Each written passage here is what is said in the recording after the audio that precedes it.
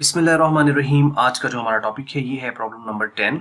तो ये भी सिंपल सी प्रॉब्लम है, बिल्कुल उसी तरह जैसी 9वीं है इसी तरह ये है। तो आइए हम स्टार्ट कर लेते हैं। बात कर रहे हैं A and B are partners in a firm sharing profits and losses in ratio 5:3।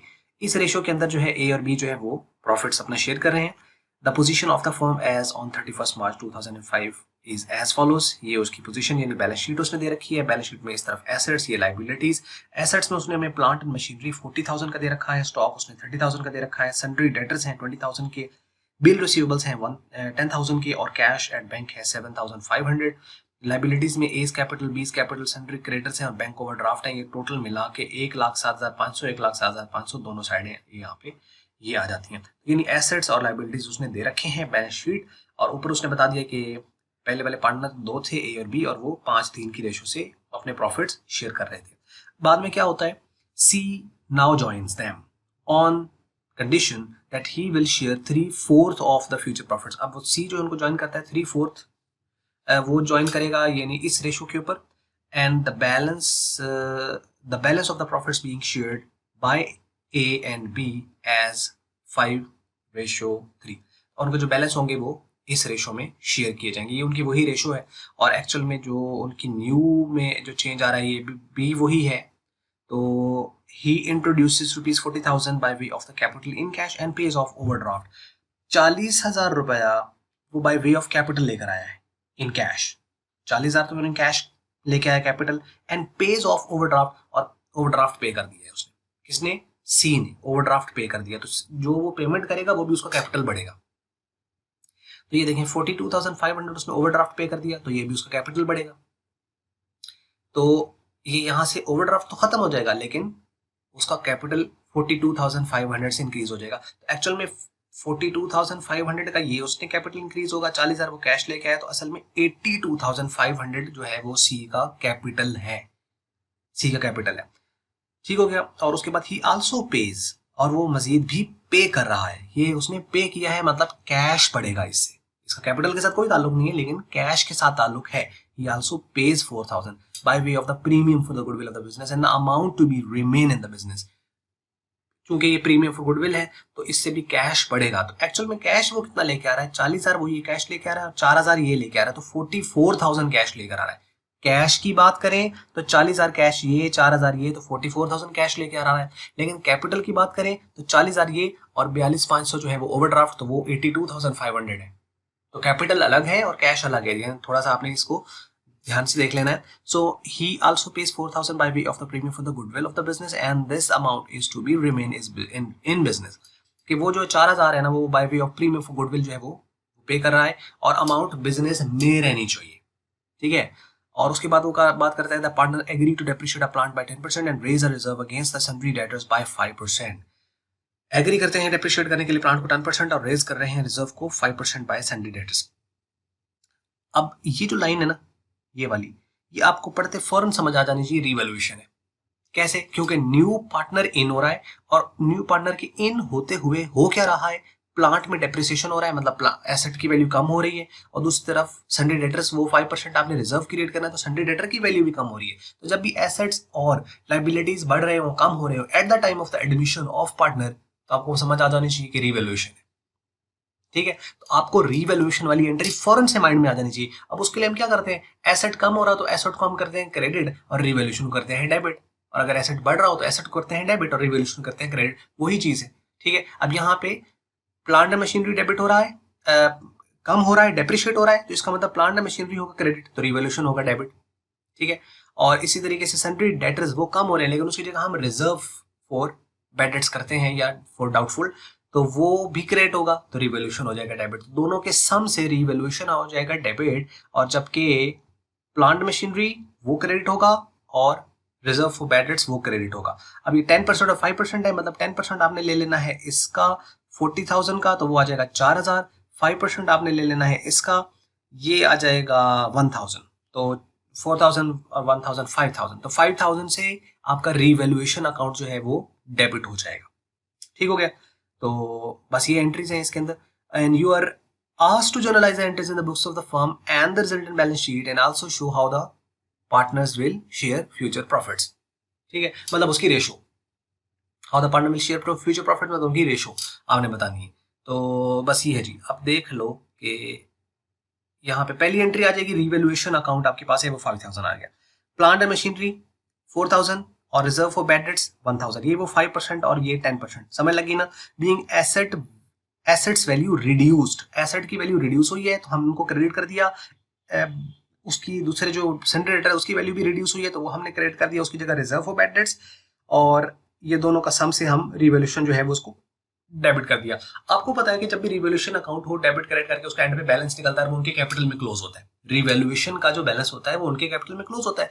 अब इसका जो रिवैल्यूएशन है इसका बैलेंस है डेबिट, क्योंकि क्रेडिट तो कोई हुआ नहीं है, तो डेबिट बैलेंस जो रिवैल्यूएशन का होता है वो असल में अनफेवरेबल बैलेंस होता है, क्योंकि ये उनके कैपिटल को कम करता है। तो अब हम क्या करेंगे, ये जो 5000 से जो आपके पास रिवैल्यूएशन ये डेबिट है, इसको हम क्या कर देंगे, क्रेडिट कर देंगे, और उनके जो कैपिटल्स होंगे वो हम क्या कर देंगे, डेबिट कर देंगे। सो एज कैपिटल अकाउंट और बीज कैपिटल अकाउंट ये है, ये दोनों डेबिट हो जाएंगे, और रिवैल्यूएशन अकाउंट जो है यहाँ पर ये क्या हो जाएगा, ये क्रेडिट हो जाएगा। समझ लगी। अब ये किस रेशो के मुताबिक होना है, ओल्ड रेशो के मुताबिक, क्योंकि ये जो बैलेंस होते हैं ये हम ओल्ड रेशो के मुताबिक करते हैं। सेक्रीफाइस कब करते हैं, गुडविल के केस में, बाकी हम ओल्ड रेशो के मुताबिक उनकी डिस्ट्रीब्यूशन करते हैं। तो खैर इस क्वेश्चन में भी सेक्रीफाइस रेशो और ओल्ड रेशो सेम है, लिहाजा फर्क नहीं पड़ता, लेकिन कॉन्सेप्ट आपको खराब नहीं करना, चाहे वो सेम भी है। ठीक हो गया। अब ये जो 5000 है तो ये उनकी जो ओल्ड रेशो है वो है 5:3 की, तो 5 + 3 करेंगे तो हो जाएगा 8, तो 5/3 इसकी, 5/8 इसकी और 3/8 इसकी। तो आपने ये कैलकुलेट हम कैलकुलेट कर लें एक बार, वैसे तो शायद इजी रहे हमें। तो ये देखिए कि हम आ जाते हैं यहाँ पे कि 5 + 3, 5 + 3 ठीक है 8, ये है उनकी सम ऑफ रेशो, तो 5/8 एक बनेगी, इसको हम मल्टीप्लाई करेंगे 5000 के साथ तो वो आ जाएगा 3125, और 3/8 ये बनेगी, इसको मल्टीप्लाई करेंगे हम 5000 के साथ तो ये आ जाएगा 1875। ठीक है, तो ये है जी इनकी डिस्ट्रीब्यूशन। तो मतलब जब भी रीवैल्यूएशन आएगा तो आपने उसके साथ ये यानी एसोसिएटेड एंट्री आपको याद होनी चाहिए। जैसे हम प्रीमियम है, तो प्रीमियम जब क्रेडिट होता है तो आपको याद रहता है कि इसे हमें डिस्ट्रीब्यूट भी करना है। ठीक है, इसी तरीके से जब रीवैल्यूएशन आता है तो आपको याद रहे कि इसे हमें डिस्ट्रीब्यूट भी करना है। या 9वीं प्रॉब्लम पिछली हम लोगों की, उसमें हमारे पास रिजर्व था जो बैलेंस बच गया था, तो आपको याद रहा कि उसको हमें डिस्ट्रीब्यूट भी करना है। तो यानी एक कुछ एंट्रीज ऐसी हैं जिसको आपको एंट्री करते हैं आपको उसकी एसोसिएटेड एंट्री याद आ जानी चाहिए कि ये तो है, इसके साथ मैंने एक एडिशनल एंट्री और भी करनी है, क्योंकि ये वाली एंट्री तो क्वेश्चन पढ़ने से नहीं ना समझ आएगी, क्योंकि ये तो आपने ये एंट्री क्वेश्चन से तो हमने ये कर दी। अब आगे जो ये करनी है ये इसके साथ एसोसिएटेड है, ये आपके माइंड में होनी चाहिए कि जब ये एंट्री पास करनी है तो इसको रिवैल्यूएशन को हमने क्लोज करना है, और क्लोज करने के लिए हमें क्या करना पड़ेगा, कैपिटल को डेबिट क्रेडिट जो भी हमें करना है वो हम करेंगे। समझ लगी ना। तो ये चीज आपने ध्यान से रखनी है ये बात। सो बीइंग लॉस डिस्ट्रीब्यूटेड, ये लॉस डिस्ट्रीब्यूट हुआ है दैट्स वाई, क्योंकि कैपिटल अकाउंट ए और बी के डेबिट हुए हैं। अगर प्रॉफिट डिस्ट्रीब्यूट होता तो उनके कैपिटल अकाउंट क्रेडिट हो जाते। ठीक है, तो ये समझ लगी होगी जो उनके एसेट रिड्यूस हुए, और ये हमारा इंपैक्ट जो इन एंट्रीज का है ये असल में ये वाली लाइन है ये। ठीक है, partner agree to depreciate plant by 10% and raise a reserve against sundry debtors by 5%। तो ये हो गई यहाँ पे। उसके बाद वो कैश लेके आ रहा है 40,000, वो कैश लेके आ रहा है कैपिटल, और 4,000 वो गुडविल के लिए लेके आ रहा है, तो 40 और 4 44,000, सो 44,000 से कैश अकाउंट हो गया डेबिट, और सीज कैपिटल अकाउंट 40,000 से क्रेडिट हो जाएगा, और प्रीमियम फॉर गुडविल अकाउंट जो है वो 4,000 से क्रेडिट हो जाएगा। ठीक है, ये गुडविल वो 4,000 के लिए है। So being capital and the goodwill brought in by C, ये वो कैपिटल ये लेके आया। अच्छा, कैपिटल वो अपना लेके एक्चुअल में 40,000 ही आया है यहाँ पे। जो अगला वाला है वो ड्राफ्ट वाला है, वो हम नीचे एंट्री करते हैं जिसने ड्राफ्ट की भी की है। और दूसरी बात ये है कि प्रीमियम जो है हमारे पास, ये गुडविल आ गया ना, अब इसकी एसोसिएटेड एंट्री आपके माइंड में आ जानी चाहिए कि ये क्रेडिट तो हुआ है, इसे हमें डेबिट करके उनके कैपिटल अकाउंट को क्रेडिट करना है सेक्रीफाइस रेशो के मुताबिक। ठीक है, तो ये 4,000 आपके पास जो है यहाँ पे आ जाएगा। प्रीमियम फॉर गुडविल अकाउंट 4,000, और A's capital account, B's capital account. ठीक है, और ये वही 5:3 की रेशो के अंदर, क्योंकि इनकी जो सेक्रीफाइस रेशो है ना, लास्ट में मैंने कैलकुलेशंस आपको दिखा देता हूँ, तो उसमें आपको पता है कि वो भी सेक्रीफाइस रेशो भी उनकी 5:3 की आ रही है, तो लिहाजा 5:3 की रेशो के अंदर हमने इनकी डिस्ट्रीब्यूशन कर दी। So being goodwill distributed, associated entry होगी। और आखिरी वाला जो उसने ओवरड्राफ्ट की पेमेंट की थी, जो 42,500 का बैलेंस शीट में दे रखा है, तो ओवरड्राफ्ट चूंकि लाइबिलिटी थी उसने पे कर दी, तो लाइबिलिटी कम होगी तो क्या हो जाएगी, डेबिट, ये हमने डेबिट कर दिया। और सीज कैपिटल, क्योंकि ये वो पे कर रहा है तो उसका मतलब एक्चुअल में उसका कैपिटल इंक्रीज हो रहा है, तो सीज कैपिटल 42,500 से क्रेडिट होगा। तो 42,500 का कैपिटल ये और 40,000 का कैपिटल ये, तो 82,500 का उसका एक्चुअल कैपिटल है। So being the overdraft taken over by C, ये टेकन ओवर मतलब उसने टेक ओवर कर लिया, या टेकन ओवर मतलब उसने उसकी पेमेंट कर दी है। बस ये था। अब बैलेंस शीट की तरफ अगर हम आ जाते हैं तो बैलेंस शीट में देखिए प्लांट एंड मशीनरी 40,000 की थी, अब 36,000 की रहेगी, क्योंकि 40,000 का जो है वो डेप्रिशिएट हो गया। हमने शुरू में एंट्री पास की है ना यहाँ पे, तो यहाँ पे 4,000 प्लांट मशीनरी क्या हो गया, डेप्रिशिएट हो गया। तो ये 40,000 का दिया हुआ था ऊपर ये वाला, 40,000 में से 4,000 माइनस किया तो 36,000 आ गया। स्टॉक में कोई चेंज नहीं है, वो पहले आपके पास 30,000 का था, अब भी वो 30,000 का है। डेटर जो थे वो पहले 20,000 के थे, 1,000 हमने बैड डेट्स कर दिए, तो इसमें से माइनस करेंगे तो 19,000 आ जाएगा। बिल रिसीवेबल 10,000 के थे, 10,000 के 10,000 के रहे। कैश एट बैंक में चेंज आएगा, क्योंकि पहले हमारे पास कैश कितना पड़ा था, पहले कैश पड़ा था हमारे पास 7,500, 7,500, जबकि और वो कितना लेके आया है 44,000। तो 44,000 में अगर आप 7,500 आप ऐड करो तो वो 51,500 हो जाएगा। तो कैश भी इंक्रीज हो गया, एसेट साइड क्लियर होगी। ए का कैपिटल, बी का कैपिटल, सी का कैपिटल, ये तीनों के कैपिटल्स आएंगे। सी का कैपिटल ध्यान से याद रखना है, बैलेंस शीट में अगर आपकी क्रेडिट साइड इक्वल नहीं आ रही है तो इसका मतलब आप इस वाले पार्ट को ही यकीनन स्किप कर रहे होंगे। क्रेडिटर उसी तरीके से आ गए। अब इनमें देखें, ये इसका तो प्रॉब्लम नहीं है, 40,000 अपना कैपिटल लेके यार, 42,500 के उसके जो थे वो ओवरड्राफ्ट था, तो ये 82,500 उसका सी का कैपिटल बन गया। बाकी रह गया ए और बी। इसका ध्यान से आपकी कैलकुलेशंस हैं थोड़ी सी, बस एक वैल्यू डेबिट होनी है, क्रेडिट होनी है। हमने देखने हैं पहले उनके कैपिटल्स कितने पड़े हैं, तो देखें इसका ए का कैपिटल है 30,000, बी का कैपिटल है 20,000, 30 और 20 याद रहेगा। अब हम चलते हैं नीचे। अब ए का कैपिटल है 30,000, जबकि अगर हम इसमें देखें यहाँ पे कैपिटल नहीं है, यहाँ पे कैपिटल है। यहाँ ए का कैपिटल जो है वो हो रहा है डेबिट, तो ये हम माइनस करेंगे 30,000 में से। जबकि अगर हम नीचे आए तो यहाँ पे ए का कैपिटल हो रहा है क्रेडिट, ये हम ऐड करेंगे। तो 2500 आपने 30,000 में ऐड करना है, और 31,25 जो है 3,125 ये आपने डेबिट करना है। तो डेबिट चूंकि ज्यादा हो रहा है तो वो 30 से बैलेंस क्या करेगा, नीचे ले जाएगा। तो ये अगर आप निकालेंगे तो आपके पास जो आंसर आएगा वो 29,375 आ जाएगा। ठीक है। इसी तरीके से बी का कैपिटल है 20,000, 20,000 में यहाँ पे उसका देखेंगे हम कि यहाँ डेबिट हो रहा है, ये हम उसमें से 1,875 माइनस कर देंगे।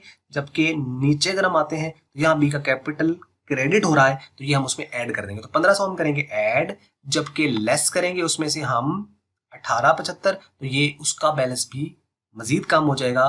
तो इसका बैलेंस 20,000 से कम होकर 19,625 रह गया। ठीक हो गया। तो ये इनके कैपिटल्स इनके आगे, बाकी ये, और दोनों साइड इक्वल 1,46,500 और 1,46,500। यहां तक लगी समझ। बाकी उनके प्रॉफिट किस डिस्ट्रीब्यूट होंगे, अब अपनी नई रेशो के मुताबिक होंगे। ओल्ड रेशो जो है पार्टनर्स की वो है 5:3 की।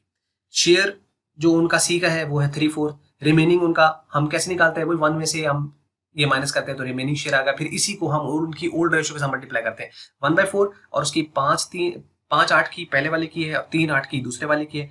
इसी वाले को हमने मल्टीप्लाई किया तो ये 5/32 और 3/32। तो ये देखें 5 और 3, ये वही 5 और 3। तो जब ये सेम आ जाते हैं तो सेक्रीफाइस रेशो भी वही होती है, तो लिहाजा सेक्रीफाइस रेशो भी हमें पता चल जाती है। यहाँ से सी का कैपिटल कितना था, वो 3/4 था। हमने इनको नीचे 32 करने के लिए हमने ऊपर नीचे इनको मल्टीप्लाई कर दिया 8 के साथ, तो ये 24/32। तो इनकी रेशो आ जाएगी 5/3/24, क्योंकि नीचे डिनोमिनेटर सेम होता, हम ऊपर वाली विलेज लेते हैं 5/3/24, 5/3/24। तो अगर ये पहले वाली जो इनकी फ्यूचर प्रॉफिट शेयरिंग रेशो जो है, अगर ए और बी की ये आ जाए 5/3 की, जो कि उनकी पहले भी यही थी, तो उनकी सेक्रीफाइस रेशो भी वही आती है। ये हमने प्रूव भी किया हुआ है, लिहाजा हमें सेक्रीफाइस रेशो निकालने की जरूरत नहीं पड़ेगी। और यही वजह है कि हमने जो प्रीमियम फॉर गुडविल डिस्ट्रीब्यूट किया है वो 5/3 से जो डिस्ट्रीब्यूट किया वो एक्चुअल में सेक्रीफाइस रेशो से हम कर रहे हैं, ना कि वो ये।